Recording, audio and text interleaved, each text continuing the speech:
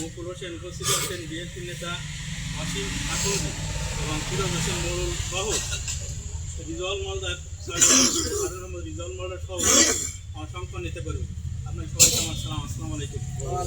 BNP নেতা ফিরোজ হোসেন মোড়ল কিছু বলছেন।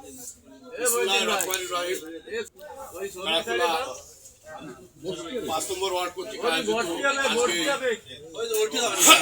দেশনেত্রী বেগম খালেদা জিয়া মরহুম খালেদা জিয়ার দোয়া অনুষ্ঠানে উপস্থিত আছেন গাড়াখোলা পাঁচ নম্বর ওয়ার্ডের সভাপতি এবং থানা সেক্রেটারি, থানা দামদার ইউনিয়ন বিএনপির যুগ্ম আহ্বায়ক মোহাম্মদ মহিউদ্দিন শেখ এবং অন্যান্য নেতৃবৃন্দ, সবাইকে আমার সালাম। আসসালামু আলাইকুম। আপনারা জানেন দেশনেত্রী বেগম খালেদা জিয়া গতকাল তার জানাজা হয়েছে এবং ওনার দাফন সম্পন্ন হয়েছে। ওনার যে ত্যাগ, দেশে গণতন্ত্র প্রতিষ্ঠিত হয়েছে ম্যাডাম খালেদা জিয়ার হাত ধরে। 84 সালে যখন প্রেসিডেন্ট জিয়াউর রহমান সাহেবকে বাইরে দিল, ওনাকে হত্যা করা হলো বড় নির্মম ভাবে, তখন উনি অসহায় হয়ে গেছিলেন।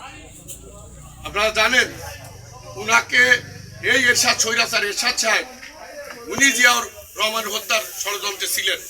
উনি কিন্তু 101 টাকার বিনিময়ে ক্যান্টনমেন্টের ভিতর উনার একটা বাড়ি দিছিল। আপনারা আশ্চর্য হবেন, উনার থাকার মতো ঢাকার মুখে কোনো বাড়ি ছিল না। প্রেসিডেন্ট জিয়াউর রহমানের অ্যাকাউন্টে মাত্র 45,000 টাকা ছিল। এটা পৃথিবীর ইতিহাসের নজির যে কোনো রাষ্ট্রপ্রধানের অ্যাকাউন্টে 40-45,000 টাকা।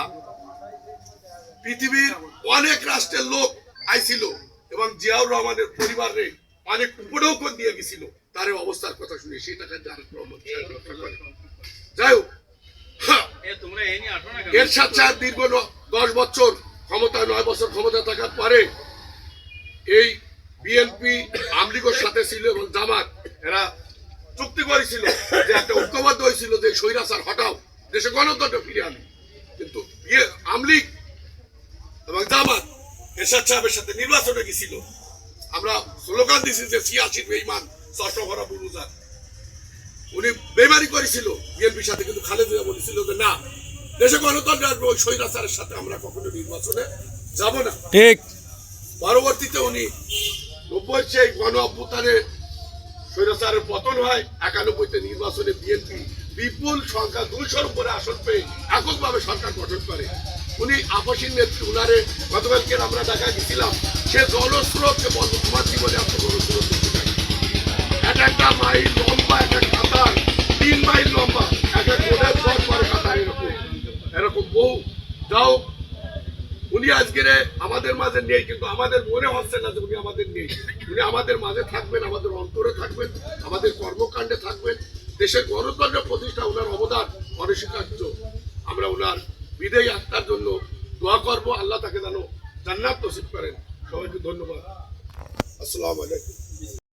আমরা যখনই কোনো মুসলমান মারা যায়, আমরা সেখানে অবশ্যই তার জানাজায় শরীক হব। আর এই জানাজায় শরীক হওয়া মানে সমবেদনা প্রকাশ করা। আর কেউ যদি কোনো মুসলমানের জানাজায় শরীক হয়, তা আল্লাহ তাআলা এই যে সমবেদনা প্রকাশ করার জন্য আল্লাহ তাআলা তাকে ওহুদ পরিমাণ সওয়াব দান করছে। মানে 1 কিরাত সওয়াব দান করবেন। 1 কিরাত মিসল ওহুদ, ওহুদ পাহাড় পরিমাণ সে। আমাদের বড় পরিচয় হলো প্রত্যেকটা মানুষের, প্রত্যেকটা ইমানদারের এই মাইন্ড থাকতে হবে যে আল্লাহ রাসূল সাল্লাল্লাহু আলাইহি ওয়াসাল্লাম বলেন, আল মুসলিমু আকুল মুসলিম, মুসলমান মুসলমানের ভাই। দেখেন এই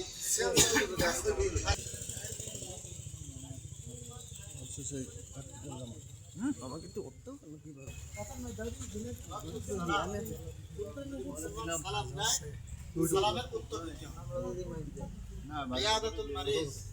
যদি কোনো মুসলমান অসুস্থ হয়ে যায়, তাকে দেখা সুস্থ দেখতে যেতে হবে। তাকে আতিনা ফিদ দুনিয়া হাসানাতাও ওয়া ফিল আখিরাতি হাসানাতাও ওয়া কিনা আযাবান নার। আল্লাহুম্মা ইগফির লিহাইয়িনা ওয়া মাইয়িতিনা ওয়া শাহিদিনা